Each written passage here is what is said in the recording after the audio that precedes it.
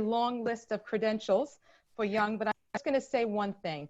I met him first at the 10-year reunion, the anniversary of chapters, and my first thought is, what a kind man.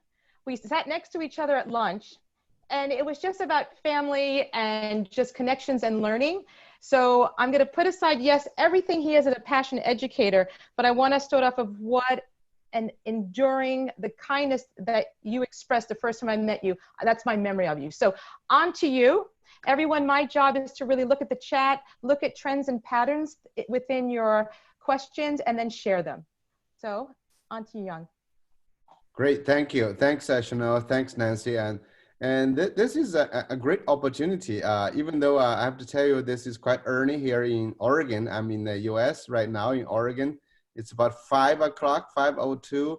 So it's quite early. And but I'm really happy that I get a chance to do this. So thanks to Chapters International that gave me the opportunity. And I see that a lot of people are coming from India, Indonesia, areas I have not really had a chance to do a lot of work with. And so thank you very much for all of those. And there are also people from the Mid East and people in Africa, in many different countries. So I'm really, really honored to have the chance to share with you what my observations have been and my considerations of what the future might be. I think many countries, except right now, probably for China, and many countries still in the process, and China is actually trying to deal with it again. I think it's interesting how the cases is happening in Northeast in China. That's happening again. And so I think many of us right now are still in the process of COVID. And I don't know if there is truly a post-COVID situation, and that's happening. That depends on how our vaccine, the research is coming up, and when and how fast we can spread that, and how the disease evolves.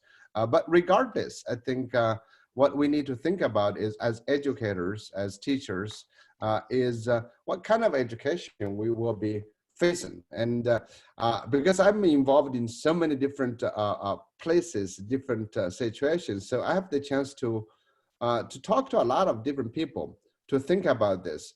So today, my written presentation, I will try to make it not really long, because I really want to have a conversation with everybody and to provide suggestions to do that. My focus is really think about the new normalcy. Is that what would the new normal be? For sure, I think let's just accept that we are not going to return to the normal. And that is for sure. I think it's going to be very challenging to just think this is a crisis and the crisis will go away and will return to something that we used to have. That may be a good desire, but I don't think that's going to happen. And even if we did return to that, there will be changes, there will be concerns, and there will be difference. So I call this new normalcy. What would this be? There are several things I think we need to consider in our future teaching. Number one, that many students have tried online, and many teachers have tried online. And this is something that we did not really think about that. And I know educational researchers in educational technology for a long time have been trying to convince teachers to use more technology in their classroom, but that is really used in support of what happens in the classroom, not delivered as online. So we have flipped classrooms, blended classrooms. We had many different things, but the connection was quite different. So the first big change is that I think will happen is we are going to have online as a daily element of our teaching.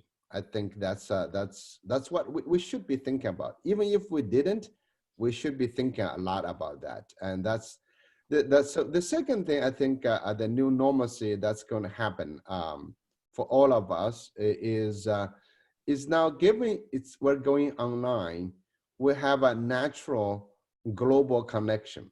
I think especially all the teachers today, who are working with the Chapters International. Many of you are working in international schools, in schools that have a nature that is have a very a group of students and parents who have this interest in international.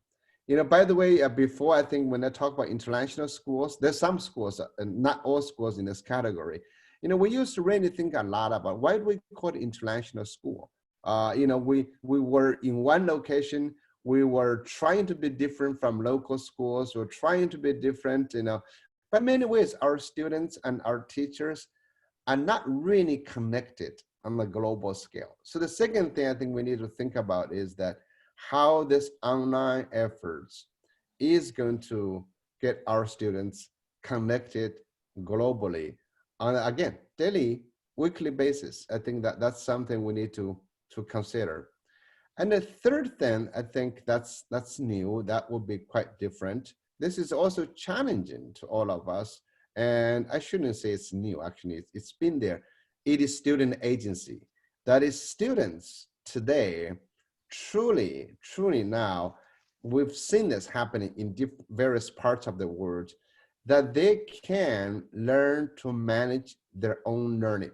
That is, so can we help our students even develop better capacities to manage, to be the owner of their own learning, so that in many ways, students can have a chance to express their own voice, their choice, to exercise the right to self-determination of their own learning.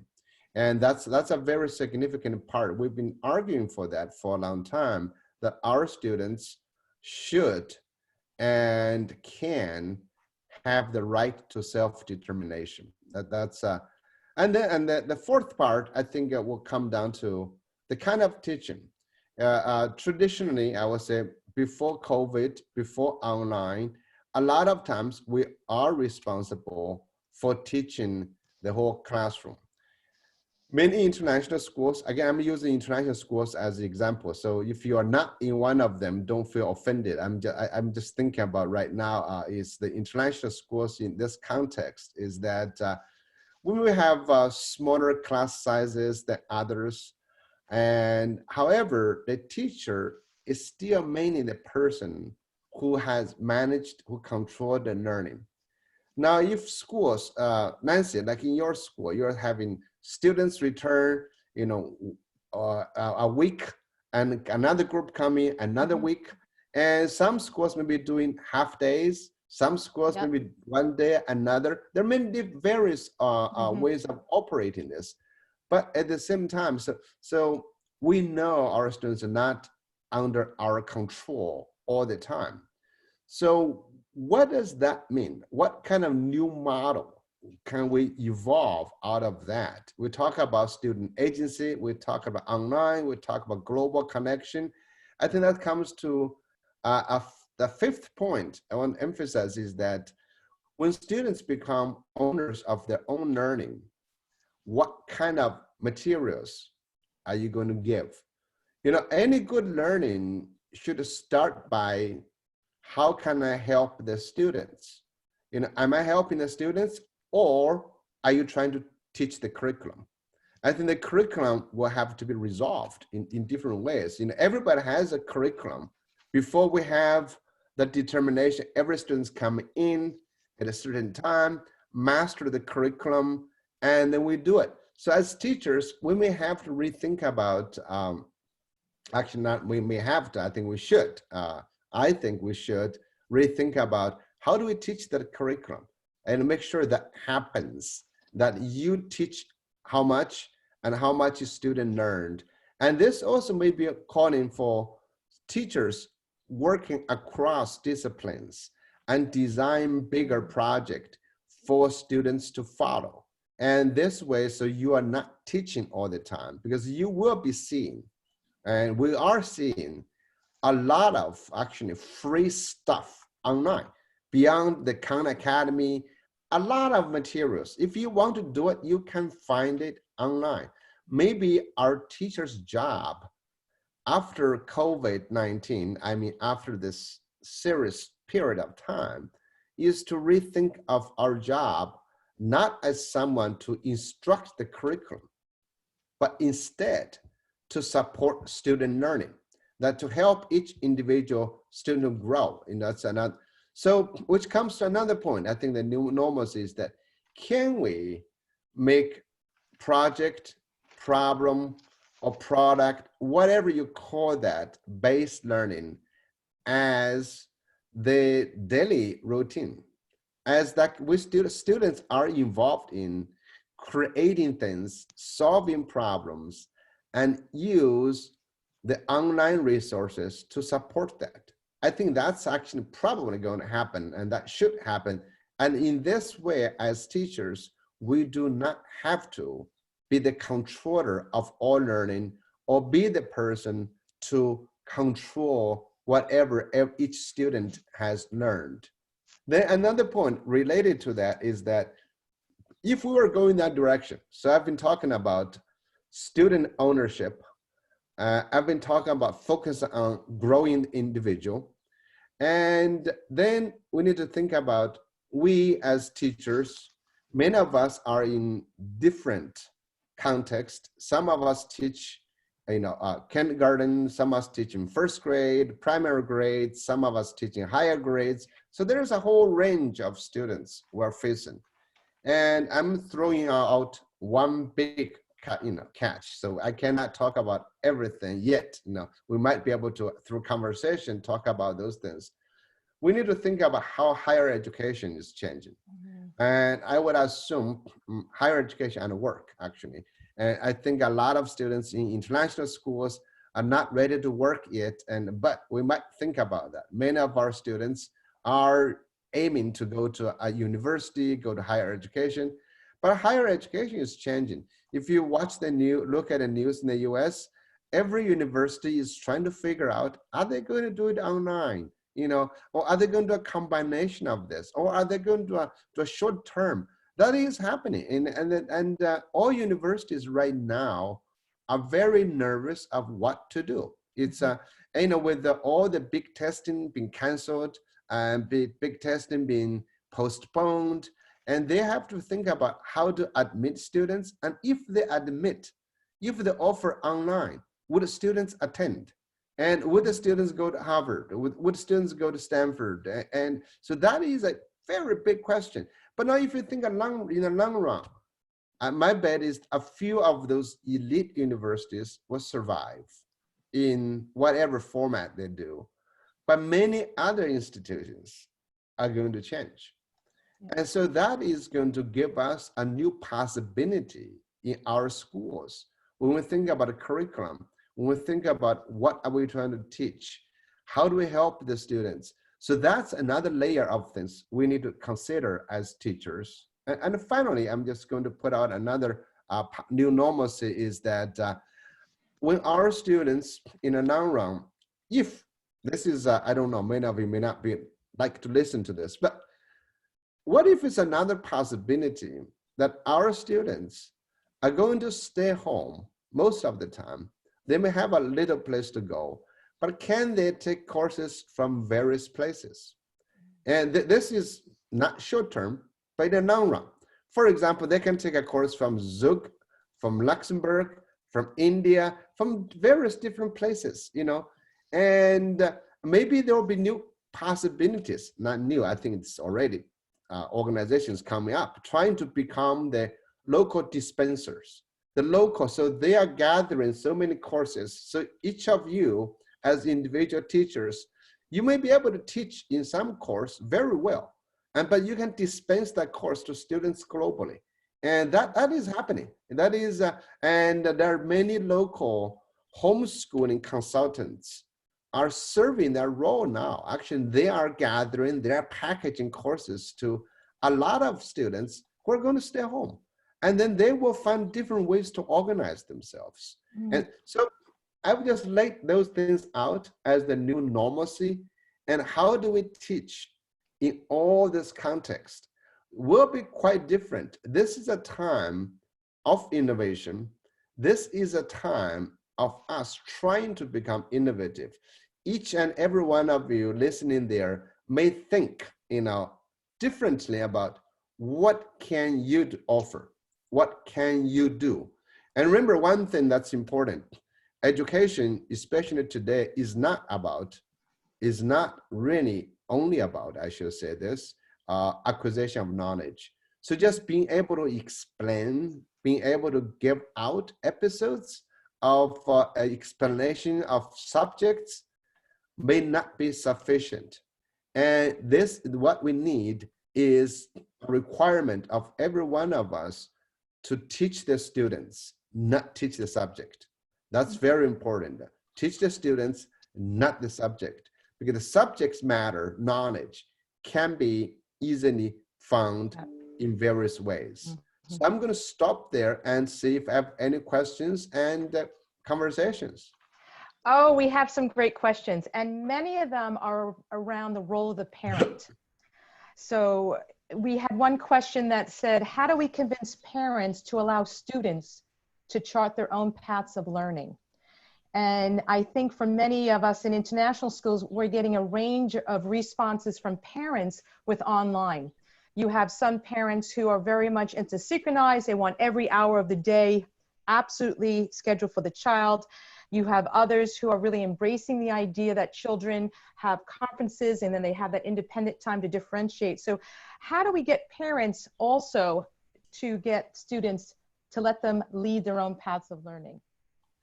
Thank you. That's a great question. I think there are several ways to do this, but the first thing I would really suggest, if we as teachers, especially if you can find your school as the channel to reach to parents, I think this is a great time to grow together with parents. This is a very good time to communicate with parents. I've been working with schools in different parts of the world, and many of the schools have been in great communication with parents and to talk about the possibilities. After 2 or 3 months, I think many parents may come to accept that students' learning is going to be different. And many of them may recognize their children are able to learn on their own. So I think the first thing we can do is to keep a constant communication with the parents, involve them in their children's learning. I know in many international schools, some parents, a lot of parents may not even have the chance to or the opportunity to interact with their students learning too much other than, well, what did you learn? How did you feel, when they pick them up, and this may be a good time to learn together. I know it's going to be stressful. It's going to be added time, but I think it's important that we do that. And once they get involved in that, they might change their views. Another thing is just to be, second point, with a lot of parents of international schools, I think many of them right now, if they're working, are quite nervous too, about what they're going to do. I think that's another piece. So we have to go through the process together. And as international school teachers, you should be thinking about yourself too. I think this is a very challenging time. It's a lot of international school teachers I have interacted with recently are very worried, are very concerned about where is this thing going, or what can happen. I mean, sometimes open sharing of those information with parents is not a bad idea. It's talk about we're working together, we're trying to figure this out. And honestly, right now, I don't think many people have a clear understanding of how long this can last. This will go on. And then the last point, I would really put the students in charge as well. I think the students, if we can, we give them more. Well, sometimes we have to give them more and open space. And the students, if they can demonstrate that they can learn, they can manage, that will be great. I don't know about your students. I know students in other countries, in the beginning, first few weeks, they take this opportunity to not do school, to get away from school, and gradually this process will change. And when you return, students will be quite different. And that evidence could be shown to parents to say students are changing, are different. I just don't want parents to carry on this view that you have to do online. Students have to replicate their school Exactly. in order to be learning. That's exactly. I mean, a lot of conversation has been also gone on looking at online learning with children who are a bit younger. So we're looking at the 3 to 5, 3 to 6-year-olds. And what are your thoughts on that? Overall, we've had such a range of comments about they need that interaction, they need that engagement. So the challenges of doing that online, that seems to be at least 15, 20 questions about early childhood and having their learning paths, and then also the role of the teacher, the engagement was appropriate for that child of that age. Well, I mean, if you think about younger kids, in younger children, you basically, I think there are several things we need to think about. Number one is parents. You know, when they're 3 to 5-year-olds, they have to have parents or somebody who is taking care of them. I think teachers, their main role, part of the main role would be working with parents to design and develop a situation where kids can learn and can interact. And number two, with those young group of students, if possible, if they have place to play with, they should get a chance to play. They should do a lot of play and interacting.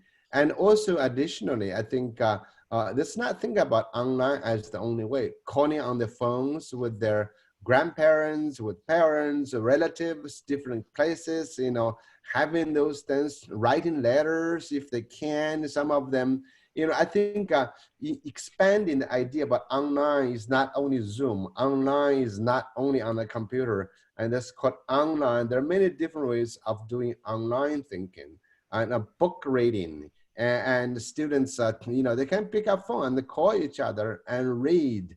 And so there are many other different ways of doing this. I think as teachers, if we get online, you'll find a lot of different activities for young children who can learn. But I would really support the idea that children spending more time talking, among themselves, maybe through technology, and because they cannot do face-to-face. But teachers in this context, I think would be doing better if they can design, they can pass on information to parents. And it's also, I think that's the biggest, I would say the positive that from my message is that communication, that total transparency, getting them involved.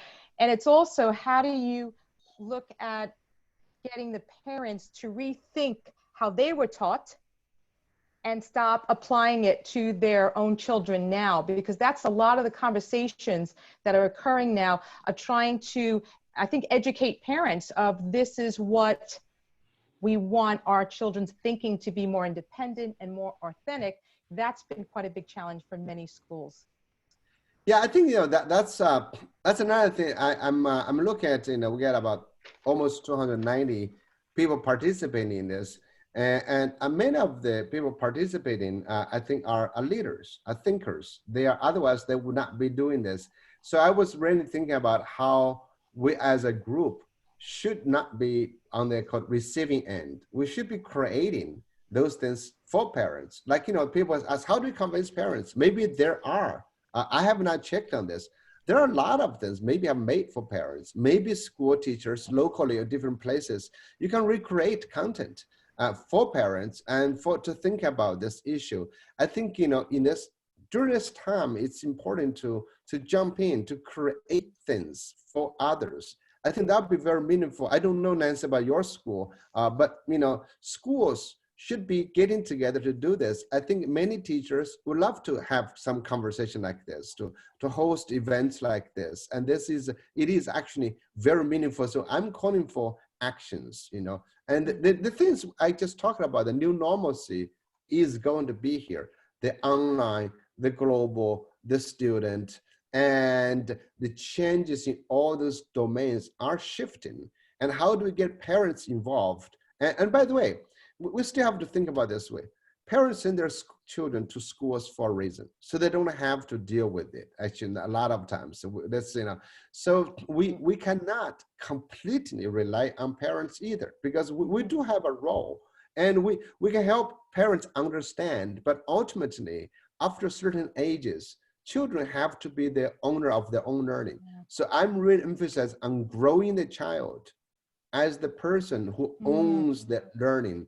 And that's actually quite challenging to do because students have been taught not to worry about managing their own learning. Yes. They have been really been managed by others. So how do we change that? I think is more important.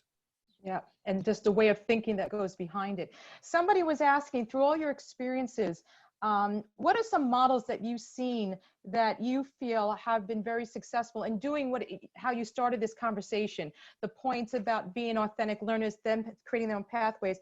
What would you suggest, because we talk about action, what would be some of the first actions you would recommend?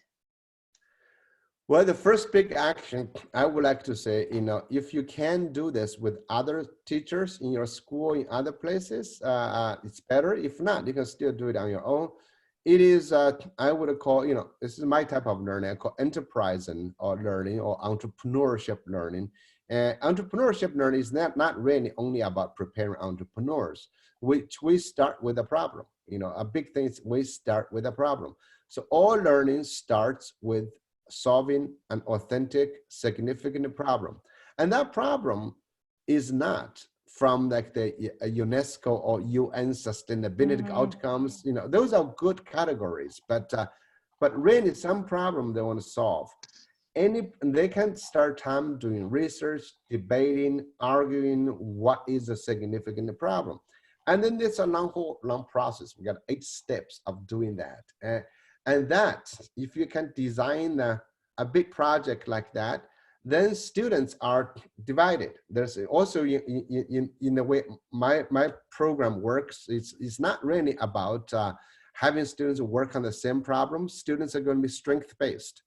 Well, Nancy, you've heard me talking about this. Yes. It's a strength-based. And then, so students would be working on their own, but the teachers are the program facilitator, the planner, the consultant. So you shift the role of the teaching. This way, when students are distributed at home in different parts, you don't have to do synchronous teaching all the time. So the synchronous would be only for project presentation, for project getting feedback. And it's a very long process. I don't have time to explain all of this. But the idea is that I will start with that. And schools, that's probably a big thing for schools to shift.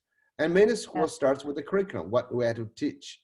But if we change that students have to work on something significant to present either individually or as a group, that can help shift the model. That really answered a question. Just so everyone who is out there in terms of participants, we did have an intruder in the chat. So we have stopped the chat.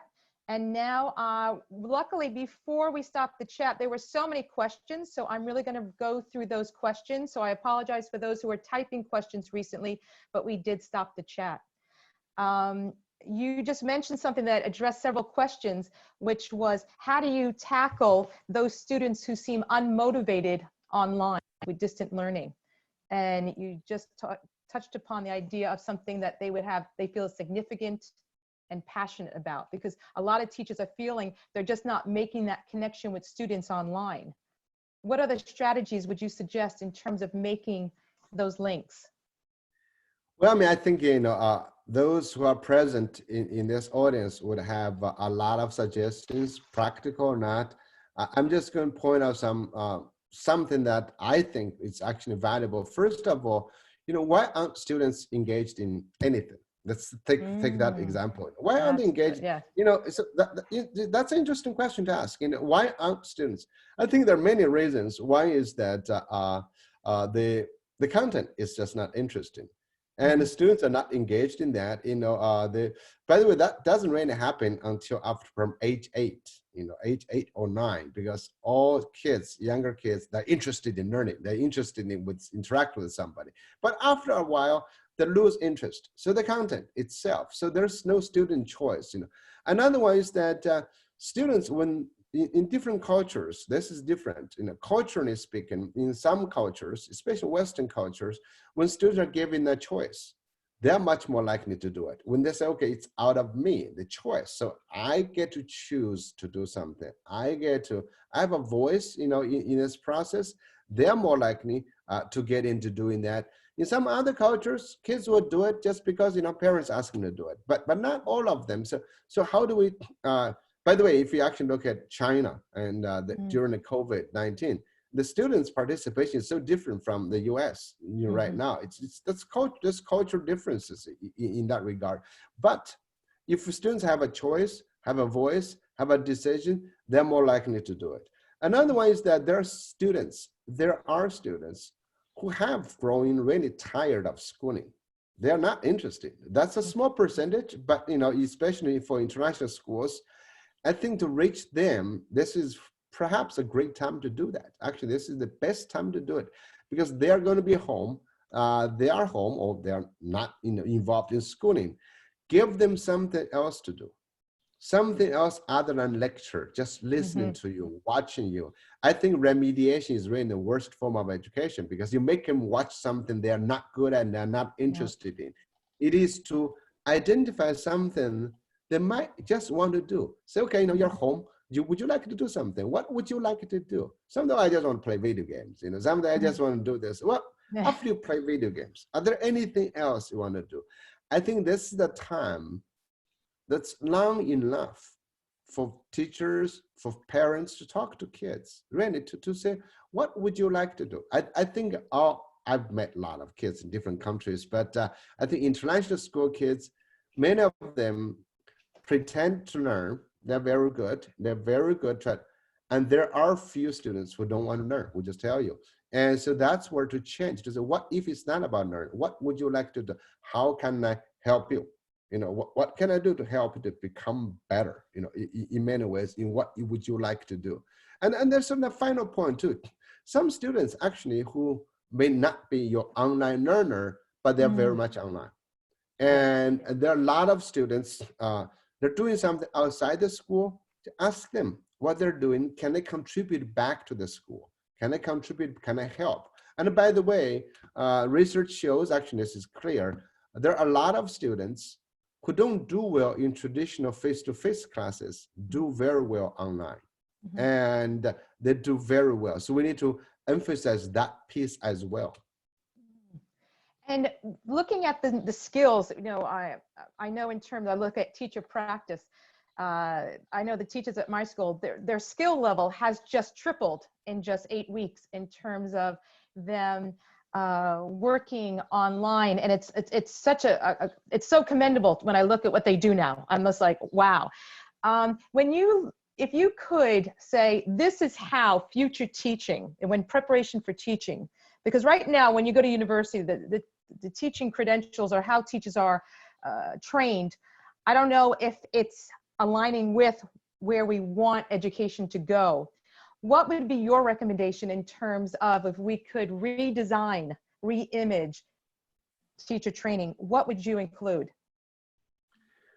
Well, I think, definitely how do we think about online and offline combined? I don't think we've done enough of that. It's that, when you are with students and without students. So when you are distant from them, when they're face-to-face. If you look at our traditional teacher education, we are really only talking about teaching in one place.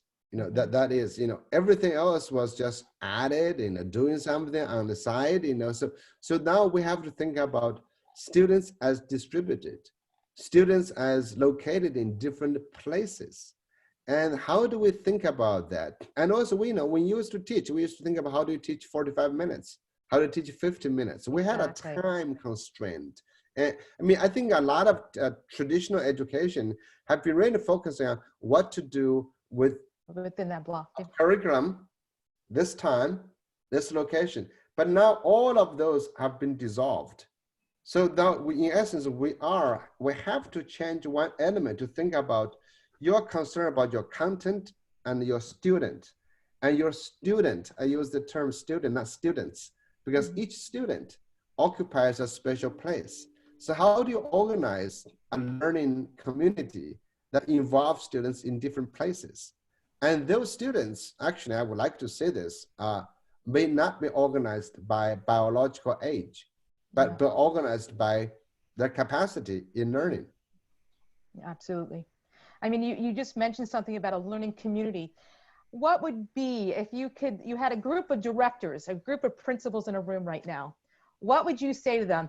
You need to, and finish that statement, in order to get your school, your teachers prepared in terms of how online learning is evolving. When I say, one thing I don't like to do is to tell people what to do, because Okay, that's one thing. Suggest. Yeah, that's one thing I try to avoid doing. I really believe this. So I really believe in any crisis or any time of challenging, people will pick their choice. They will respond in their own way. And then that will happen, for whatever reason, then they will enjoy the consequence. So whatever that whole thing is. So that's my view. So how do you respond to this when it actually matters? But given that you asked me the question, so I will say this, so if a school wants to replicate traditional schooling online, that's not going to work. I can tell you that. That's not going to. So I can tell you, if you were the director, if you were the head of a school, if you were going to replicate everything online, to do the scheduling, to force everybody to do the same thing, that is not going to deliver. But you can make parents believe you are doing online education in that way fairly easily. Okay, you can do that. The second thing, if you are asking all teachers to post their instruction online, to make sure they're doing all of those things, to check in with the students as they were in school, that's not going to work either. So that's another one. So basically, we need to really stop thinking running a traditional school online. That's not going to work. Instead, I would really encourage the directors of schools to bring teachers together to rethink about what has to be taught. Okay, what has to be taught? Did you really have to teach so many hours? And maybe not. Maybe we don't. What has to be taught? And then maybe have school teachers to work together. Can this thing that has to be taught be packaged in different ways? And then we start with projects to say, okay, or what I call my entrepreneurship kind of learning, to say, how can this be splintered at different times? What are the students can have access to this knowledge that must be taught? You may have to rethink about not chunk those those knowledge based on week or month. You may chunk it over a year. I think that's another big challenge. We try to chunk knowledge on a weekly basis, on the semester basis, on term basis, but no, maybe 2 years, maybe 3 years. The 3-year package might be, okay, what is that piece? We may have to rethink about this. I think right now, again, we're into this thing for 5 months, 4 months, 3 months, 2 months, depending on where you are. You're in different contexts. I think, but it is clear what we've seen, that we have to rethink about how much we have to teach, and then how to teach that piece can really enlarge. Instead of thinking about weekly, try to be big. So if I were working with directors, I would really ask them really right now in the beginning. Many schools have started the beginning piece at a month to 6 weeks to say, we got to do something. Kids are home. What can we do? So over in 2 weeks, we do that. The next step is really to think about, what are we offering? What are we trying to do? And that's going to get into the new normalcy. So if students were at home doing this, what are they learning and what can we do next? I think this is a good time to do PD, honestly, to do a lot of good PD, a lot of time for teachers to connect online, to recreate a new school. You've done a lot of webinars. I love watching you on all the different talks you're doing. What do you think are, looking at future of professional learning, as you just mentioned, how do you envision that? How do you see, so we're gaining more because we're able to have access to people that we don't have to travel anymore. So what do you think are the positives? But then also we talking about missing some of that face-to-face that we get from those chats. Like, for example, I love the chat I had next to you at lunch. To me, that was like, and you gain from having those one-on-one conversations. So how do you see that evolving with professional learning and looking at our current international school staffs? Fabulous question, Nancy. That's something I've meant to talk about, is well, human beings, we've been basically managing our life as local people for a long time. We've had too much connection, we've had too much. We spend so much time connecting with each other, all the time. So this is actually a good thing. I think this is a good thing at this time. But we do need those times together. So what I would suggest is that right now, I think, first of all, let's use this time online to connect. Without this COVID-19, I would not be able to reach out to so many people in different countries. Yeah. That's a big part. Mm-hmm. We should appreciate that. I think a lot of teachers, when we're working together, we should really appreciate that part. Okay. Then number two, I think it's important for us to say, okay, when we're doing online, we actually can focus on topics that specifically interest us. I'm actually wondering about how this COVID is redeveloping professional organizations differently. Yes. I don't know, but I know there will be difference. It's not, we're not sticking to the same group of people. And I don't know if you've noticed, after so many Zoom meetings, you don't even introduce, you jump in, you begin talking. I know. We're evolving different norms. We never had a norm like this. So we need to really appreciate and rethink about this. And then, the conversation you said about, we want to have on the side chat. I think that will evolve too. Actually, people will have phone calls to, Jay, how's it going? People are sharing beers over those Zoom. I think that can happen as well. I'm not trying to say Zoom or online is the only way. What I'm saying that human beings have not lived with this as we do now, as a society. We've had phones, we've had all those in different ways, but those mostly personal, mostly private. But now in a professional way of doing this, we're all evolving, we're identifying new norms, we're trying to develop new possibilities. So I'm really opening up to say all these hundreds of people today we're chatting can go back to invent something, to think of something different, something that we can do. Because remember, again, we're only into this no more than maximum of 5 months. Yeah. It's very short. Okay, so this is very short time.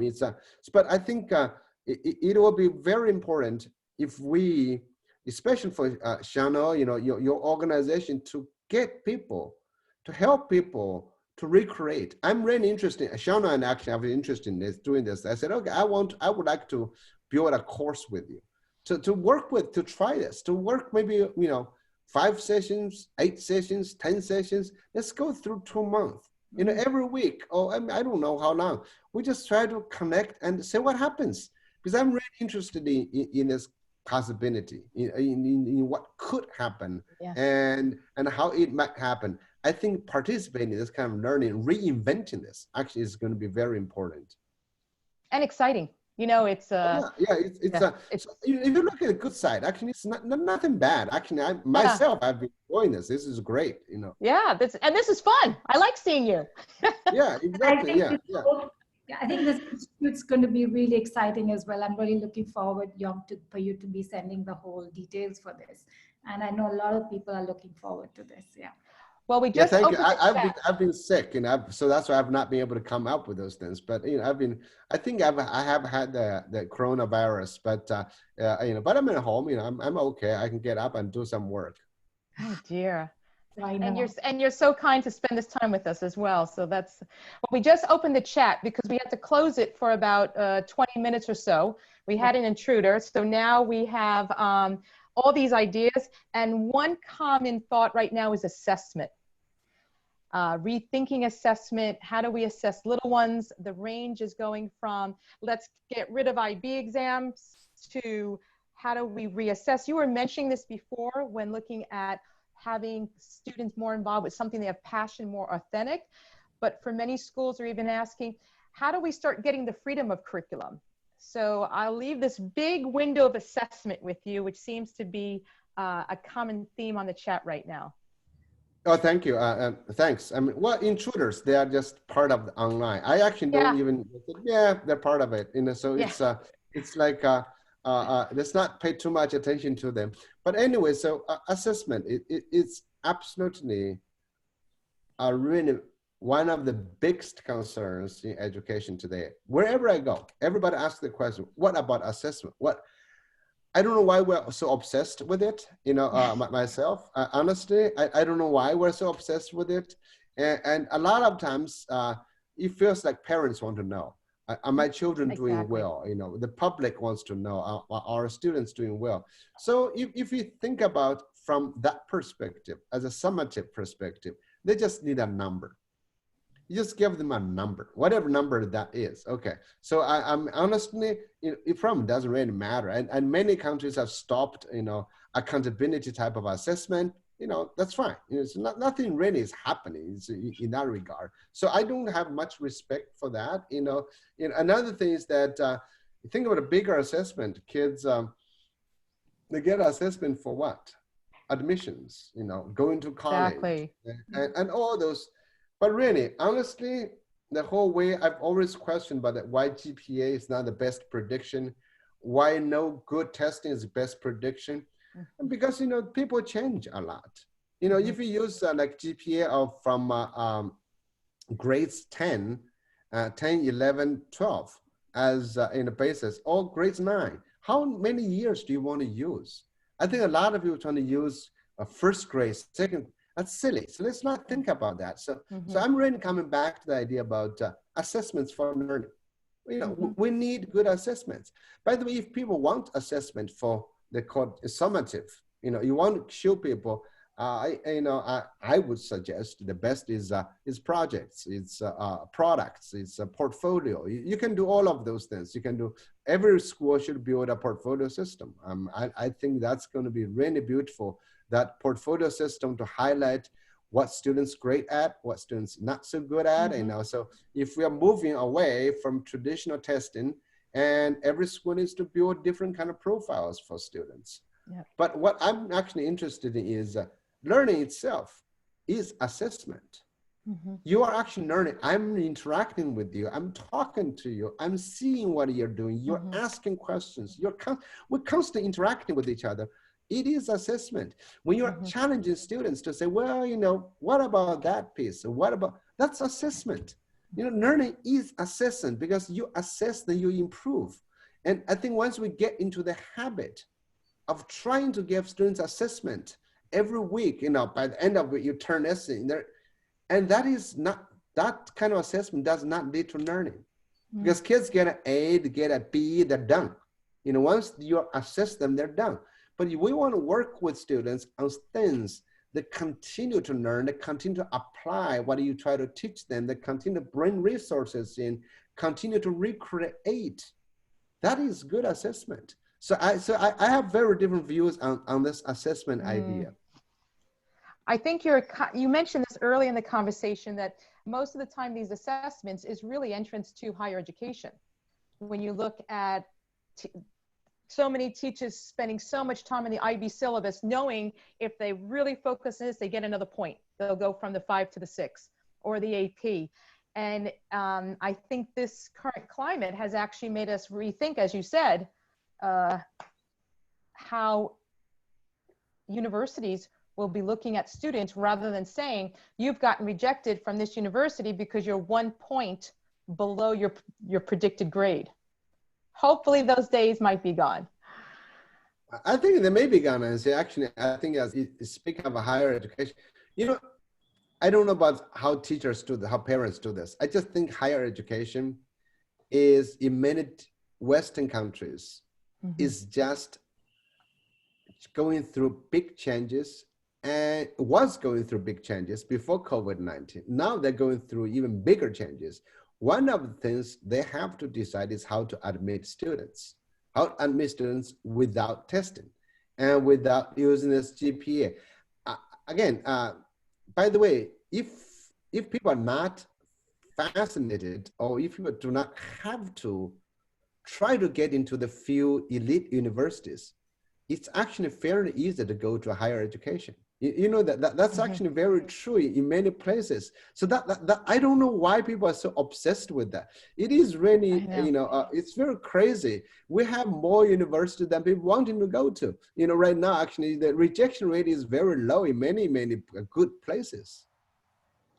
Really? It's, it's a shame that I think for many schools, the results of your students on the IB or AP were always the items that were put on the website and the, end of year report.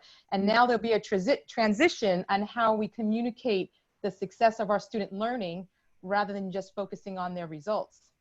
Well, I mean, if you look at the higher education, US, for example, I think the UK and Australia, a lot of these places, if you look at it, if you want to go to a university, you really can. You know, this is but whether you're prepared to do that, that's a different question.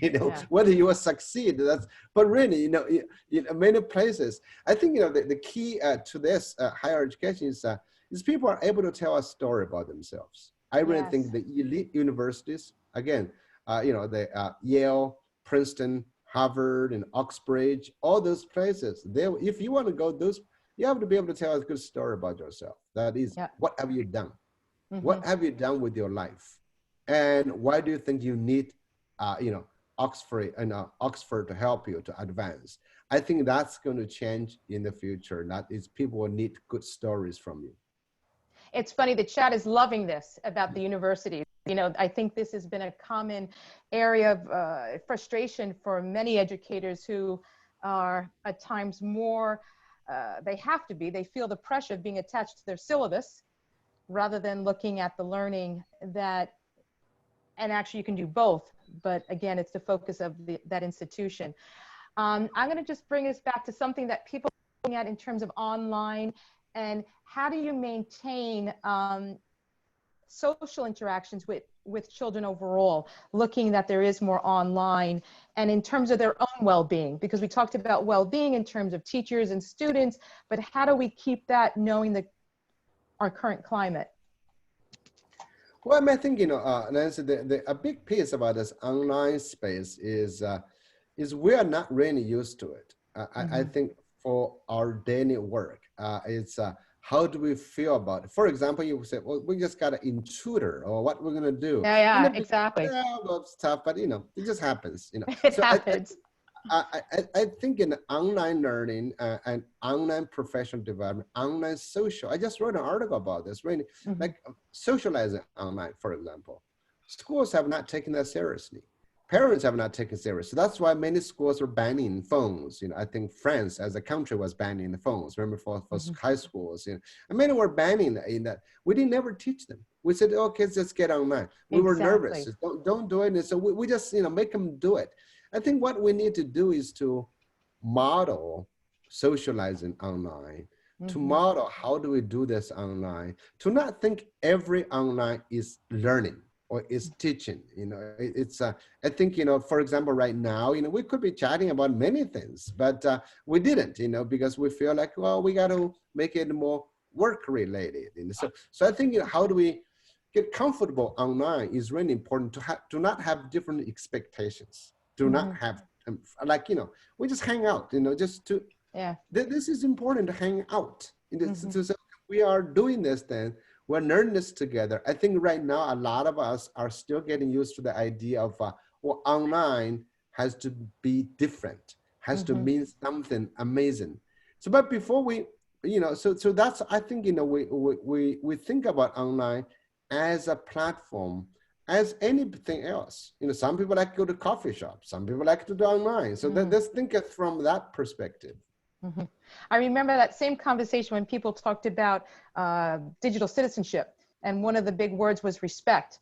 And then a colleague of mine said, isn't that universal? Don't you show respect regardless of where you are? So it's the same idea of, yes, it should be something. Yeah. Well, we only have 4 minutes left, and I didn't know if you had any concluding remarks that you would like to say before we say goodbye to everybody. Sure. Well, thanks everybody for joining this. And I just wanted to actually announce something I'm trying to do, which is relate to this. I'm trying to build something called HIP. You know, it's HIP. It's called Human Interdependence Project. Okay, Human Interdependence Project. I'll be happy to send a website to maybe through chat, and so people can find it. This idea is that I'm going to type in later. So the idea is to have students from different countries to work together to discover human interdependency. It's through entrepreneurship learning. We're trying to run a summer camp. We're trying to find as many schools to participate as possible. I work with a group of people in China and Australia and the US. We're putting together a curriculum, a teacher training for everybody together, and try to get as many people as possible, because I think the key post-COVID-19, a key concept that's going to be sacrificed by governments is global competency, is global interaction, is human interactivity. That's going to be affected a lot because of this COVID-19, because you see it today. We already see different countries fighting against each other, and we're going to be shrinking amongst ourselves right now. I think we're going to see a sacrifice. So I would like to skip the possibility of students working together, going on. So when we have a chance, we want students to be able to learn to say, it's HIP, to be interdependent, Human Interdependence Project. And I'm going to type in the website, and Nancy, you can do other commentary. Perfect. Well, I think right now you're getting many, many thank yous for your insight and your perspective, because you just gave in, I love your provocations and just your thought processes. It's always, every time I listen to you, I'm like, it's learning, but it's conversation. And I've been privileged to able to have this conversation with you. So I'll pass it over to Chanel. Thank you so much. Thank you all for being here. I'm just actually reading all the chat, and we will send out whatever information via Twitter and email. And thank you all for being so understanding for the intrusion. I think that was my problem. I think I did something wrong there, but sorry, thank you. We all learned. I am quite sure it was my mistake. So thank you, Yong, for such a wonderful Yong, thank you. I think we've really understood so much about this whole thing about what's happening during COVID-19 and what's going to happen afterwards, because there's this whole speculation about what's it going to be like, what's it not going to be like. And thank you, Nancy. Thank you so much. I know I cannot do any of my sessions without you. We're a team. We're a team. So thank you so much. And thank you all for being here. We will send everything via email. And I just want to say it out there. I'm so sorry for people who haven't got the link. I have no idea why, but we will look into it. So thank you. And a round of applause for our guest. Yay! I know, and thank you for being so patient for all this. Thank you. Fabulous. Thank you. Bye-bye. Bye-bye, everybody. Oh.